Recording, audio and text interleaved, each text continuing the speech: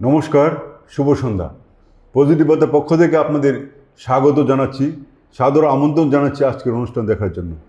আজকে আমরা আমন্ত্রণ জানাচ্ছি ত্রিপুরা রাজ্যের একজন বিশিষ্ট গুণী মানুষ, নানা গুণে গুণান্বিত। আমরা পরে কথা যাব, আলোচনা করব। আমাদের মাঝে রয়েছেন বিশিষ্ট মানুষ, গুণী মানুষ, শ্রদ্ধেয়, আমাদের খুব প্রিয় মানুষ, শ্রদ্ধেয় শ্রী শ্যামল চৌধুরী মহোদয়। স্যার, আপনাকে অনেক অনেক ধন্যবাদ, শুভেচ্ছা জানাচ্ছি যে আপনি ভীষণ ব্যস্ত আমরা জানি, তবু আমাদের মাঝে এসেছেন আমাদের আমন্ত্রণে, তার জন্য অনেক অনেক ধন্যবাদ, কৃতজ্ঞতা আপনাকে। স্যার, কেমন লাগছে স্যার আমাদের এখানে এসে?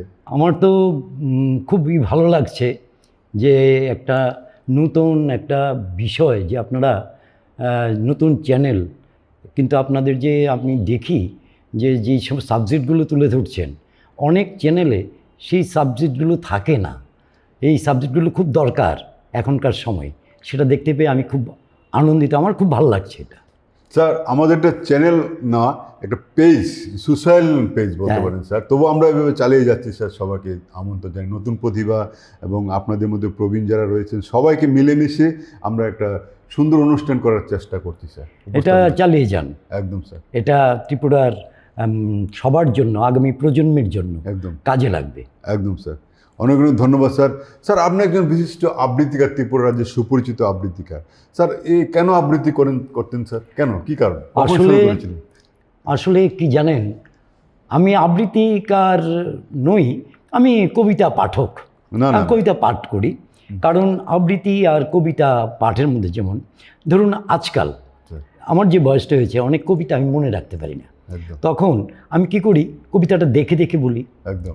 আর আবৃত্তিটা হলো যে না দেখে যেটা বলা, সেটা হলো আবৃত্তি। আর কবিতা পাঠ হলো দেখে যেটা বলা, সেটা হলো কবিতা পাঠ। এই পার্থক্য। তবে কবিতা আমার প্রেম, একদম কবিতা আমার প্রেম। আমি খুব ছোট্টবেলা থেকে আমার বাবার কাছে, আমার মায়ের কাছে প্রথম আবৃত্তি হাতে করি। বাহ, খুব ভালো লাগলো শুনে স্যার এই কথাটা, যে আপনার বাবা তো ত্রিপুরা রাজ্যের বিশিষ্ট লেখক ছিলেন। হ্যাঁ, ছিলেন। নামটা বলুন স্যার। ত্রিপুরাতে প্রথম উনি রবীন্দ্র পুরস্কার পেয়েছেন বাংলা ছোট গল্পে, বিমল চৌধুরী, শ্রদ্ধেয় বিমল চৌধুরী ত্রিপুরা রাজ্যের একজন বিশিষ্ট সাহিত্যিক, বিশিষ্ট কবি, লেখক এবং সুবক্তাও ছিলেন। আমরা সাহিত্য জগতে যারা পরিচিত তারা সবাই চিনেন স্যারকে। ধন্যবাদ স্যার, আপনি ওনার সুপুত্র, তার জন্য অনেক অনেক ধন্যবাদ স্যার আপনাকে। স্যার, আমরা একটা কবিতা শুনতে চাই স্যার। প্রথম কবিতা? আচ্ছা বলুন, কি ধরনের কবিতা? কবিগুরুর একটা কবিতা। আচ্ছা, তাহলে আমি একটা দেখে দেখে কবিতা পড়ি। হ্যাঁ। অন্তর মম বিকশিত করো, অন্তর তরহে নির্মল করো, উজ্জ্বল করো, সুন্দর করো হে। জাগ্রত করো, উদ্যত করো, নির্ভয় করো হে। মঙ্গল করো, নিরলস নিঃসংশয় করো হে। যুক্ত করো হে সবার সঙ্গে, মুক্ত করো হে বন্ধ, সঞ্চার করো সকল কর্মে, শান্ত তোমার ছন্দ। চরণ পদ্মে মমচিত নিস্পন্দিত করো হে। নন্দিত করো, নন্দিত করো, নন্দিত করো হে। অসাধারণ স্যার, আপনাদের সুমধুর কণ্ঠে আবৃত্তি স্যার আমরা অনেক ছোটোবেলা থেকে শুনেছি আগরতলা শহরে, আজও অনেক দিন পর শুনলাম, খুব ভালো লাগলো স্যার। আপনার সেই কণ্ঠটা এখনও আগের মতোই রয়ে গেছে স্যার। অনেক অনেক ধন্যবাদ স্যার আপনাকে। স্যার, আপনি পাশাপাশি লেখালেখিও করেন, কেন স্যার এসব কেন করছেন? এই যে কবিতা পাঠ, লেখক, কেন স্যার? আসলে এটা আমার মনের ব্যাপার, নিজের মনটাকে উন্মুক্ত রাখার এটাই বোধহয় একটা জায়গা, যে কবিতা পাঠ করো, কিছু লেখো, লেখালেখি করো, সংবাদ মাধ্যমের সঙ্গে যুক্ত থাকো। এই যে বেশ বিষয়গুলো, সেটা নিজেকে ভালো রাখার একটা প্রধান বিষয়। একদম স্যার। স্যার, কখন শুরু করেছেন লেখালেখি, মনে আছে স্যার? লেখালেখি, হ্যাঁ আমার মনে আছে। আমি খুব ছোটোবেলায় আমাদের ঘরে আমার বাবা লিখতেন, তো উনি লিখে সন্ধ্যের রাত্রিবেলা খেতে বসে বলতেন, যেটা পড়তো, হ্যাঁ পড়ে শোনা আমাকে, আমি কি লিখলাম, তো পড়তাম। এই তখন থেকে আমার মাথায় একটা লেখালেখির একটা ধারণা এসছে, যে আমি যদি বাবার মতন লিখতে পারতাম আপনার বাবা যে বিমল স্যার যে আপনাকে কিন্তু প্রেশার দেননি, মানে আপনাকে নিয়ে আসতে ধীরে ধীরে, হ্যাঁ, হ্যাঁ হ্যাঁ, হ্যাঁ। তাই তো? ঠিক ঠিক কবিতাটা পড়ছেন, আপনার ভিতরে একটা আসছে কেন পড়েছে, ঠিক আছে আমি একটু হ্যাঁ, লিখি না, হ্যাঁ, বাবা হ্যাঁ। যখন লিখেন, ঠিক ঠিক হ্যাঁ ঠিক বাবা কিন্তু আপনি প্রেশার দেন, না না কোনো প্রেশার দেন ধীরে ধীরে আপনি নিজে চলে এসেছেন। নিজেই চলে এসছি। হ্যাঁ তাহলে আপনার বাবাই আপনার প্রেরণা। আমার বাবা আমার মা হ্যাঁ। খুবই প্রেরণা। মা কি করতেন? মা তো গৃহবধূ ছিলেন, কিন্তু পড়াশোনা তৎকালীন সময় ভালো জানতেন। আজ ধরুন এই যেমন কর্ণকুন্তী সংবাদ একদম। আবৃত্তিটা রবি ঠাকুরের, সেটা আমি কর্ণের এই জায়গাটা করতাম, মা কুন্তির জায়গাটা করতেন। বাহ। এরকম আবৃত্তি করতে করতে আবৃত্তির জগতে চলে এসেছি। বাহ বাহ, দারুণ দারুণ দারুণ। আচ্ছা স্যার, ত্রিপুরা সাহিত্য জগৎ সেই বাসর যে সাহিত্য সভা ছিল আগে ত্রিপুরা থেকে, বাসর, ত্রিপুরা সাহিত্য বাসর, বাসর, সাহিত্য বাসর। সাহিত্য বাসর ছিল, সেই প্রথম সাহিত্য বাসর থেকে বর্তমান সাহিত্য চর্চা স্যার এখন কোন দিকে স্যার আপনি জানতে চাই? দেখুন, সেই সময় সাহিত্য বাসর প্রথম আপনার শচীন্দ্রলাল সিংহ প্রথম মুখ্যমন্ত্রী ছিলেন। ওনার বাড়ি ছিল এই যে এখন যেটা উমেশ সিংহের বাড়ি বলে, আপনার নার্সিং সরকার নার্সিংহোমের উল্টো দিকে গোলটা দিয়ে। গলিটা দিয়ে এটার মধ্যে প্রথম সাহিত্য বাসরের আড্ডা বসতো। এখানের মধ্যে ত্রিপুরার তৎকালীন সময়ে যারা লেখালেখি করতেন, ধরুন চিদানন্দ গোস্বামী, বিমল চৌধুরী, তারপর অপরাজিতা রায়, হ্যাঁ, এই ধরনের সাহিত্যিকরা ওখানে গিয়ে তারা আড্ডা মারতেন এবং সাহিত্যে নিজেদের আলোচনা করতেন, কবিতা পাঠ, গল্প পাঠ এসব করতেন। সেখান থেকে এটা চলে এলো আপনার কামানচুমনি সিংহবাড়ি আছে গলি একদম, দিয়ে, হ্যাঁ। পিটারসন ছিল আগে, সেই গলিটার একটা সোজাসুজি দোতলাটায় একদম এটাই চলে এলো। বড় বড় সাহিত্যিকরা সেখানে যেতেন, ওরা ত্রিপুরা তৎকালীন সাহিত্যিকরা সেখানে আড্ডা মারতেন, হ্যাঁ, নিজেদের পাঠ করতেন গল্প কবিতা। তো সেখান থেকে তখন যে ছিল আবৃত্তি বা মানে গল্পের সাহিত্য জগৎটা, তখন সাহিত্য জগৎটা মানে একটা সবাই মিলে কোনো ভেদাভেদ ছিল না, একদম কোনো ভেদাভেদ ছিল না। সবাই একসঙ্গে কিভাবে ত্রিপুরা সাহিত্যটাকে এগিয়ে নিয়ে যাওয়া যাবে সেই চিন্তাতেই সবাই ছিলেন। এবং সেটার পৃষ্ঠপোষকতা যেমন শচীন্দ্রলাল সিংহ মুখ্যমন্ত্রী, ওনারও এটার মধ্যে কোনো ছিল না, উনি খুব ভালো এটার মধ্যে ছিলেন। তো যাই হোক, এরপর আস্তে আস্তে সাহিত্য জগৎটা দেখলাম কেমন যেন আলাদা আলাদা আলাদা আলাদা হয়ে যাচ্ছে ক্রমশ। বর্তমানের প্রতিচ্ছবি বেশি দেখা যাচ্ছে, বেশি দেখা যাচ্ছে কেমন একটা গ্রুপিজম হয়ে গেছে, গ্রুপিজম হয়ে গেছে। এই গ্রুপিজমটা যেমন এরপরেও সাহিত্য বাসরের পরেও আমি দেখেছি বিমল চৌধুরীর একটা ঔষধালয় ছিল, ঢাকা মহাশক্তি ঔষধালয়, একদম ওই জ্যাকসন গেটের পাশে। জ্যাকসন গেটের পাশে। এখানে ত্রিপুরার বড় বড় সব সাহিত্যিকরা যারা কবিতা গল্প লিখতেন সবাই এখানে আসতেন। এরা যেমন আসতেন, রাজনৈতিক ব্যক্তিত্বরাও আসতেন। পাশাপাশি আপনার যারা নূতন লেখালেখি করতেন, যেমন তৎকালীন সময়ে নতুন লেখালেখি করতেন যেমন কল্যাণব্রত চক্রবর্তী, একদম হ্যাঁ, এখনো আছে। রাতুল দেববর্মন, এরা এখানে আসতেন। তখন এরা সবে করতেন। তো বিমল চৌধুরীর সঙ্গে এরা বন্ধু হয়ে গেলেন। হ্যাঁ, এইভাবেই চলতে চলতে আজকে দেখছি যে সেই পরিবেশটা একটু আলাদা হয়ে গেছে একদম একদম। দেখে কষ্ট হয় যে আজকে বইমেলাতে গেলাম, বইমেলাতে গিয়ে দেখি গ্রুপ। কেন আমরা সাহিত্যিকরা কেন একসঙ্গে থাকতে পারছি না, কেন গল্প করতে পারছি না? হ্যাঁ, সেই জিনিসটা নেই আর এখন, কেমন যেন আলাদা। এই তো ওই গ্রুপ, ওই গ্রুপ, কেন? সাহিত্য তো সাহিত্যই, সবাই তো একসঙ্গে থাকতে পারি আমরা, একদম। এইটাই আর কি। তবুও চলছে এগিয়ে, তবুও চলছে, এগিয়ে চলছে, এগিয়ে যাওয়াই চড়ুইবেতি হলো নিয়ম মন্ত্র। স্যার আরেকটা কবিতা শুনি। আচ্ছা, আপনাকে আমি একটা কবিতা স্যার। শোনাচ্ছি, আচ্ছা। সেটা হলো রবি ঠাকুরের। একদম হ্যাঁ, এটা গল্প বলতে পারেন, গল্পই মানে আমাদের আপনি আপনার বয়সটা কত? বয়স বেশি নেই।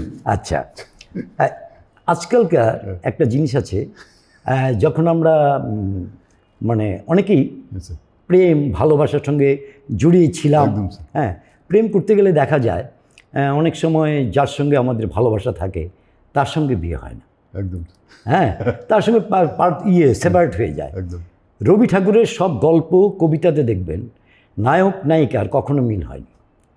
রবি ঠাকুর বলেছেন যে তুমি যাকে ভালোবাসো তাকে বিয়ে করবে না, একদম যদি বিয়ে করো সাংসারিক কোনো না কোনো ব্যাপারে তোমাদের মধ্যে খুঁটিনাটি হবে, তখন সত্যিকারের যে প্রকৃত ভালোবাসা সেটা শেষ হয়ে যায়।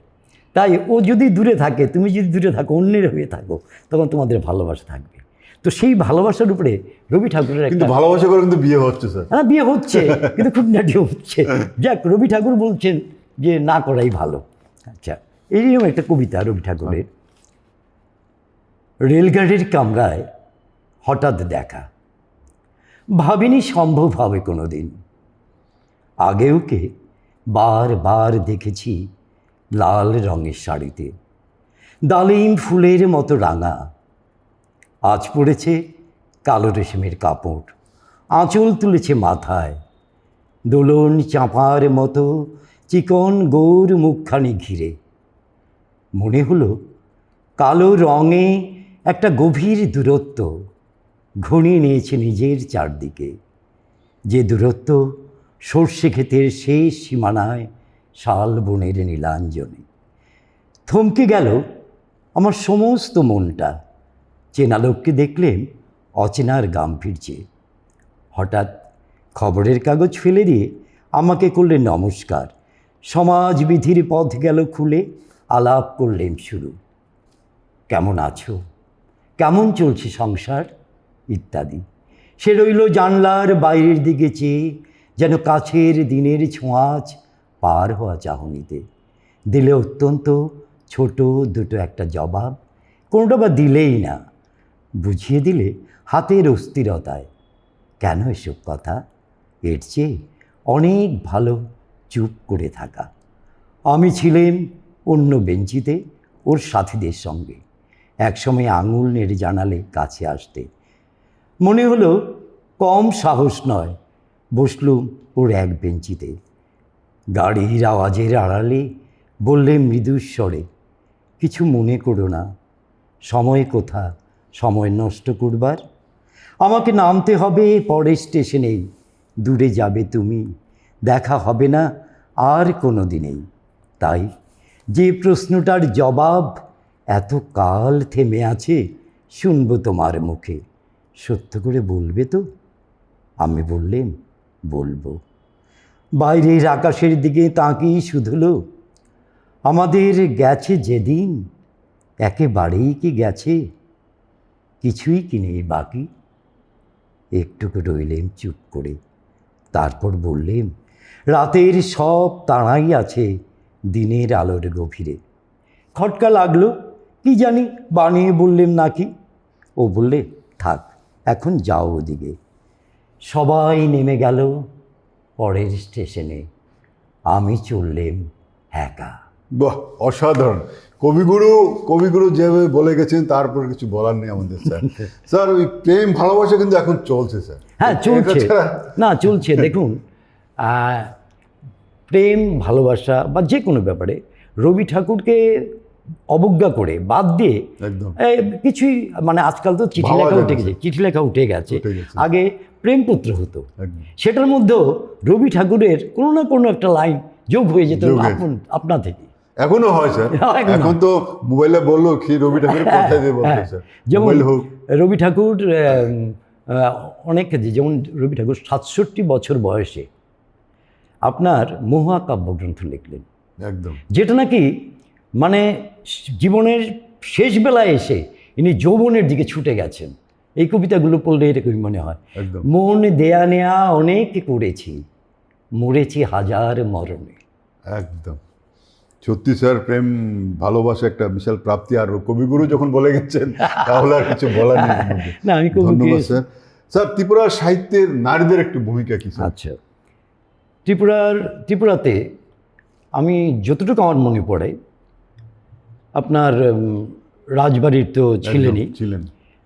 উনি ছাড়া এর পরবর্তী সময়টাতে আমি যাদের দেখেছি অপরাজিতা রায়কে, উনি নেই। আমি দেখেছি করবী দেববর্মনকে, একদম হ্যাঁ, এদের আমি দেখেছি, খুব কাছ থেকে দেখেছি, হ্যাঁ, খুব কাছ থেকে দেখেছি।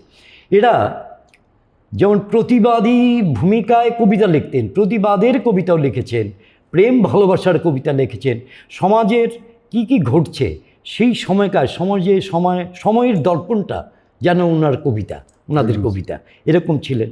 তারপর উঠে এলেন যেমন জয়া গোয়ালা, একদম কাকলি গঙ্গোপাধ্যায়, ওরা এসছেন। হ্যাঁ, এরা এসে আরও আরও আছেন অনেকেই, যে মানে অনেকেই আমি হয়তো চিনি না।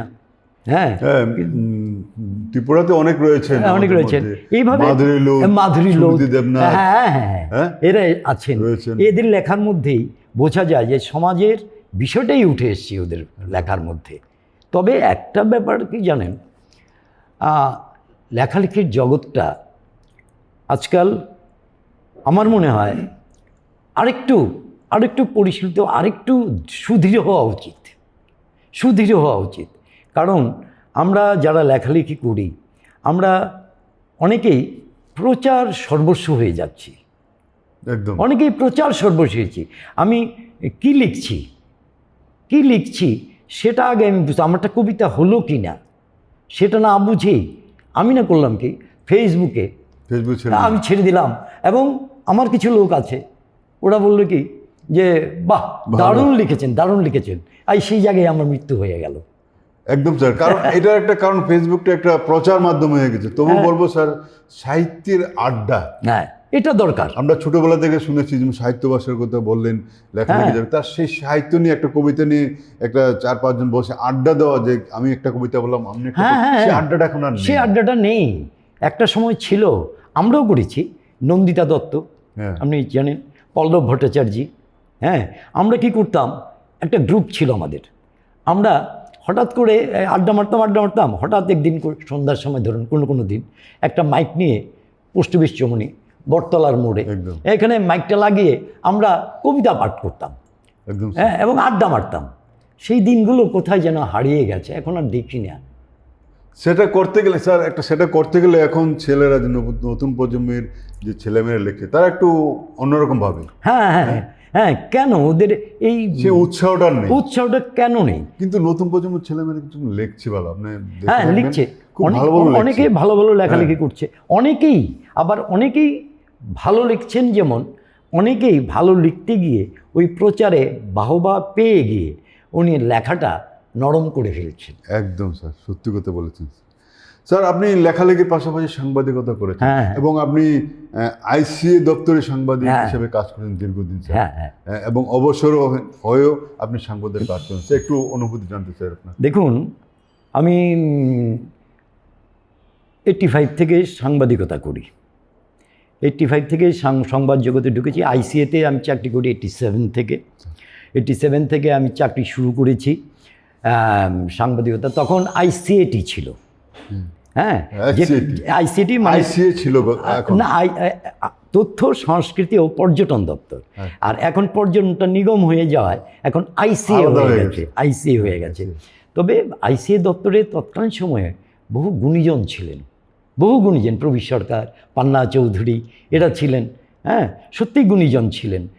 তখন দেখুন ফিচার, আপনি লক্ষ্য করবেন, সরকারি তথ্য দপ্তরের ফিচার আগে মাসে যতগুলো বেরোতো, এখন আপনি প্রেস রিলিজ দেখবেন কটা ফিচার বেরোয়, কটা সাকসেস স্টোরি বেরোয়, ঠিক বুঝলেন?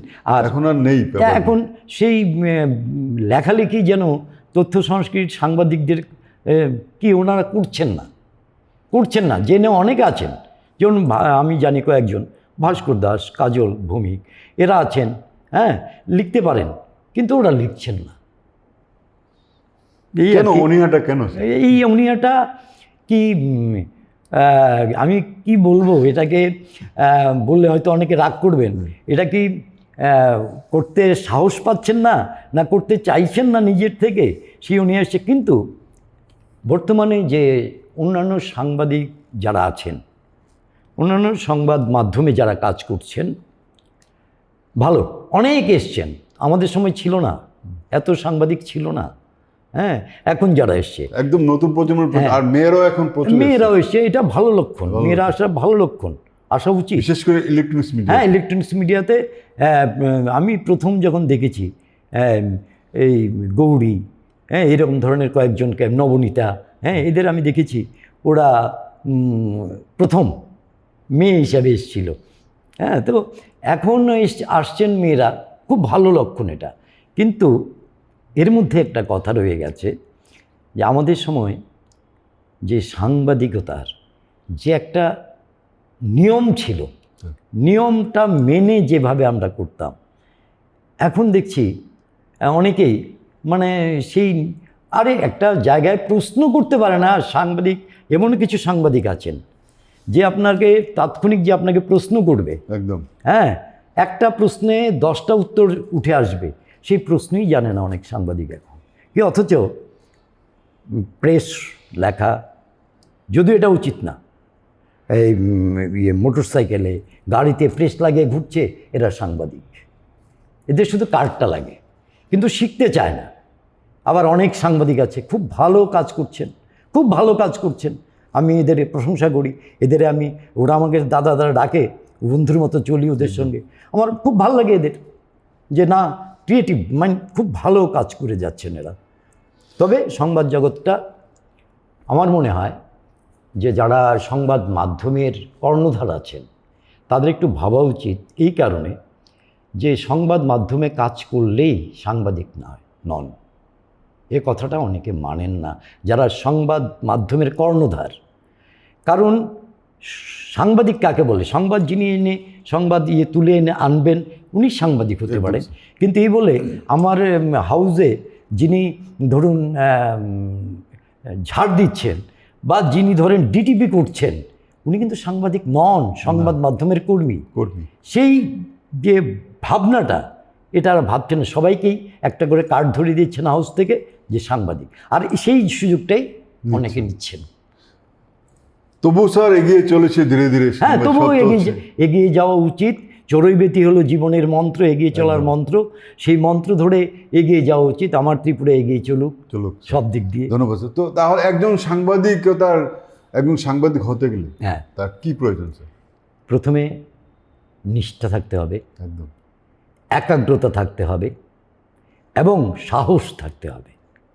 রিস্ক নিতে নেওয়ার, তুমি যত রিস্ক নেবে সংবাদ জগতে, তত তুমি গেইন পাবে। তুমি রিস্ক না নিলে তুমি গেইন পাবে না। একদম স্যার, সত্যি কথা বললেন স্যার। তাহলে আবৃত্তি নিয়ে একটু কথা বলি স্যার। বলুন। আবৃত্তি করতে গেলে প্রথম একজন আবৃত্তিকার, ধরুন আমি কিছু জানি না স্যার, আপনার কাছে শিখতে এসেছি স্যার, আপনি কি বলবেন স্যার? আমি বলবো আবৃত্তি প্রথমেই শিখতে হবে। এখন কিন্তু প্রচুর করছে স্যার, প্রচুর করছে। তার মধ্যে আবার আবৃত্তি করতে হলে প্রথমেই একটা দরকার, সেটা হলো উচ্চারণ। একদম। তারপরে ব্যক্ততা। যেমন ধরুন কিছুক্ষণ আগে আপনাকে একটা কবিতা আমি শুনিয়েছি, সবাই নেমে গেল পরের স্টেশনে, আমি চললাম একা। সবাই, অনেকে বলবেন কি সবাই নেমে গেল পরের স্টেশনে, আমি চললাম একা। না, সবাই যখন নেমে গেছে তখন আমি একা, নিঃস্ব। সেই একাটা আমি কিভাবে উচ্চারণ করব? সবাই নেমে গেল পরের স্টেশনে, আমি চললাম একা। এই যে ভিতর থেকে যে বেরিয়ে এলো নিঃস্বতার ভাবটা, হ্যাঁ ভাবটা, এই ব্যক্ততা, সেটা থাকতে হবে। এবং প্রথমেই কবি কি বলতে চাইছেন কবিতাটা পড়ে সেটা বুঝতে হবে। তারপর প্রতিটি লাইনের শব্দগুলির অর্থ জানতে হবে, তারপর ব্যক্ততা আনতে হবে, তারপর তুমি কবিতাটা পড়ো। একদম স্যার। স্যার আর কবিতা শুনতে চাই আমরা। বলুন। হ্যাঁ, প্রতিনিধিতার পক্ষ থেকে আপনারা যারা আজকে অনুষ্ঠান দেখছেন কাছে দূরে বসে, এই সন্ধ্যায় আমরা আমন্ত্রণ জানিয়ে ত্রিপুরা রাজ্যের একজন বিশিষ্ট গুণী মানুষ আমরা দেখতে পাচ্ছেন, শুনতে পাচ্ছেন যে উনি কে? আবৃত্তিকার, লেখক, কবি, সাহিত্যিক এবং সাংবাদিক এবং সুবক্তা। কি সুন্দরভাবে কথাগুলি ব্যক্ত করছেন আমাদের কাছে এবং আপনারা শুনছেন। প্রথমে আমি পরিচয় দিয়ে নিই, এখন আপনারা নিজেরাই বুঝতে পারছেন উনি কে। ধন্যবাদ স্যার আপনাকে। আমরা কিছু কবিতা শুনি স্যার এখন। আচ্ছা, আপনাকে রবি ঠাকুরেরই শোনাই একটা। সেটা হলো রবি ঠাকুরের সঞ্চিতার প্রথম কবিতা, ব্রজবুলি ভাষায়। একদম ব্রজবুলি ভাষা। আমরা তো বাংলা অনেক কিছু পড়ি। একদম। मरन रे तुहु ममो शेम समान, मेघ बरन तुझे मेघ जटा जुट, रक्त कमल करो रक्त अधर पुट, ताप विमोचन करुण कौर तब, मृत्यु अमृत करे दान, तुहु ममो शेम समान।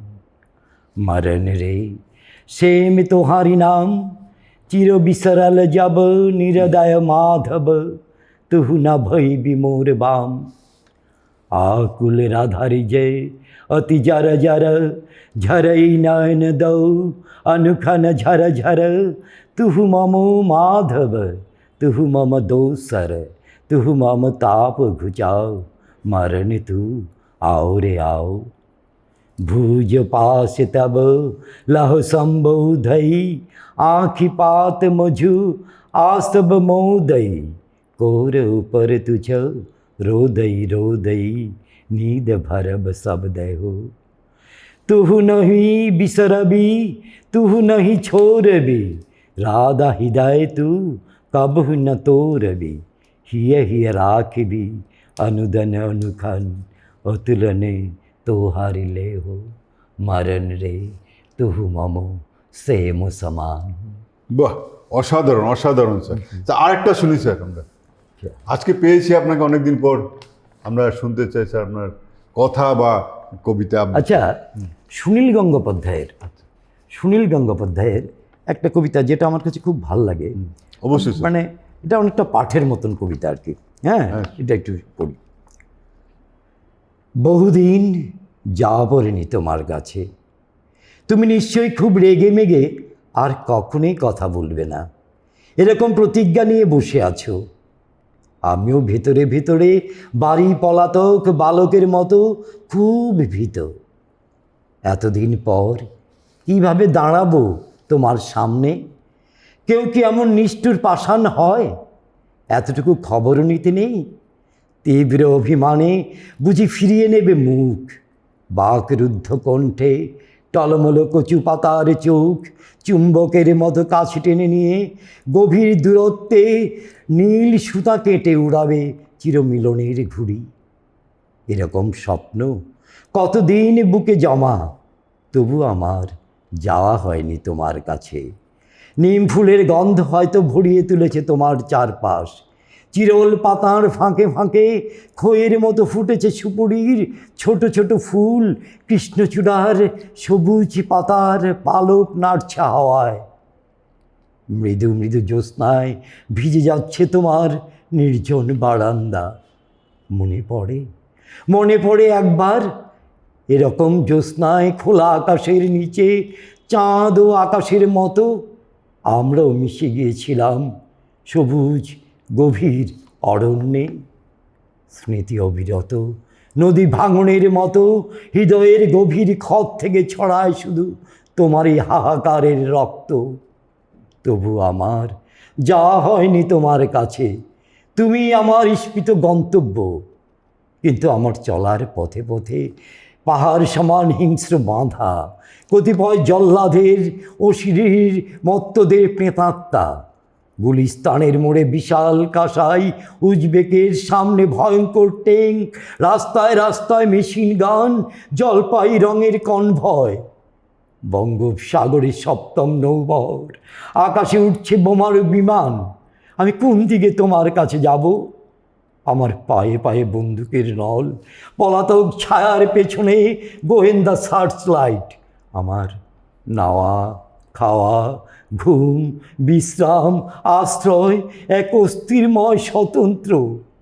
তবু সমস্ত সন্ত্রাসকে উপেক্ষা করে প্রতিদিন পথে পথে মিছিলের ধ্বনি, সমস্ত প্রতিরোধ বুহভেদ করে বারুদের বিস্ফোরণ।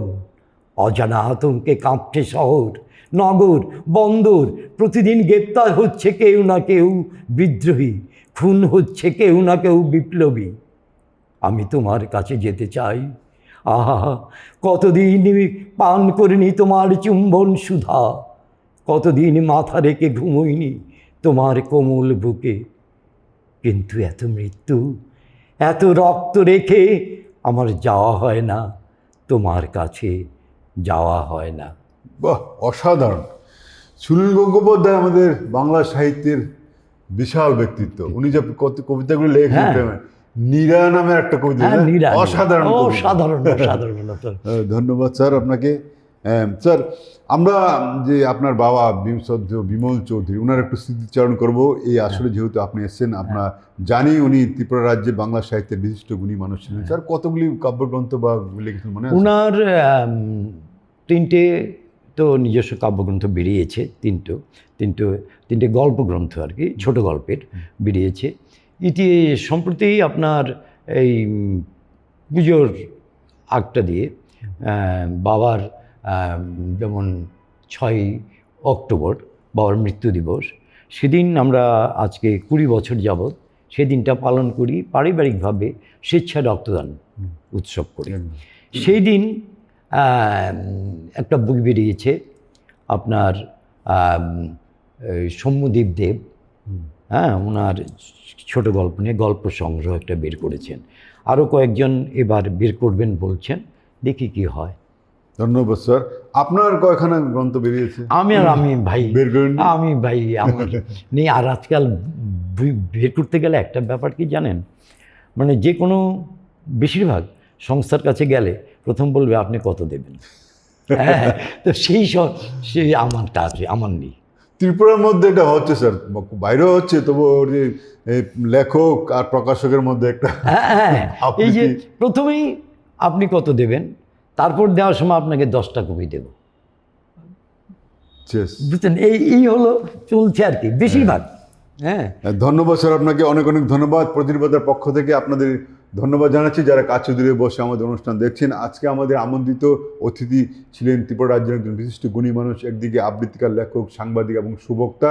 আপনারা শুনতে পাচ্ছেন শ্রদ্ধেয় শ্যামল চৌধুরী মহোদয়। স্যার, বর্তমান প্রজন্ম যারা হ্যাঁ, লেখালেখি করছেন বা করবেন, তাদের প্রতি আপনি কি বার্তা দেবেন স্যার? হ্যাঁ, নিশ্চয়ই।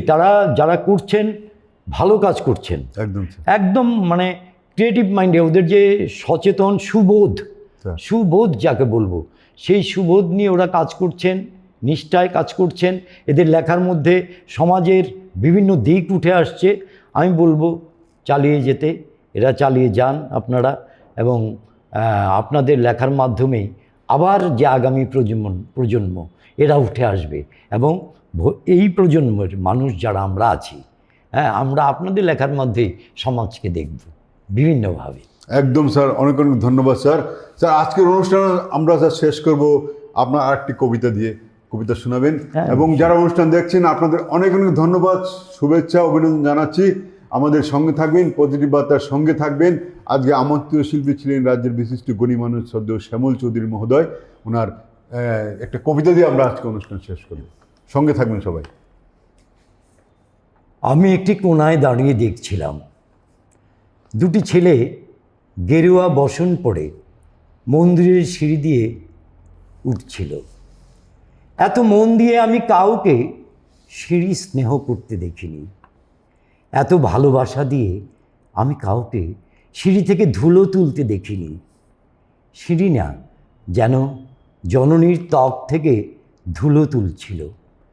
এভাবে সিঁড়ি থেকে ধুলো মুছতে আমি কোথাও দেখিনি। স্থিত প্রজ্ঞ মহারাজকে জিজ্ঞেস করলাম, ছেলে দুটি কে? মহারাজ মৃদু হেসে বললেন, একজন নিউক্লিয়াস ফিজিস্ট, একজন IBM-এর 6 লাখ টাকার চাকরি ছেড়ে এখানে এসছে, সিঁড়ি ধুতে এসছে। যে সিঁড়ি দিয়ে মানুষ উপরে ওঠে তা যেন পরিষ্কার হয়। মহারাজ চলে গেছেন, সন্ধ্যা নেমে আসছে গঙ্গায়, আমার ভেতরেও নামছে সন্ধ্যা। সারা পৃথিবীতে এত সিঁড়ি, সিঁড়িতে এত দাগ, এত ধুলো, এত অপমান। আরতি শুরুর আগে মনে হলো, যে সিঁড়ি মুছতে পারে না সে কোনোদিন মানুষের চোখের জল মুছতে পারবে না। বাহ, ধন্যবাদ। অসাধারণ, অনেক অনেক ধন্যবাদ স্যার আপনাকে। প্রতিনিধিতার পক্ষ থেকে আপনারা যারা অনুষ্ঠান দেখলেন আপনাদের অনেক অনেক ধন্যবাদ। শুভরাত্রি, সবাই ভালো থাকবেন, নমস্কার।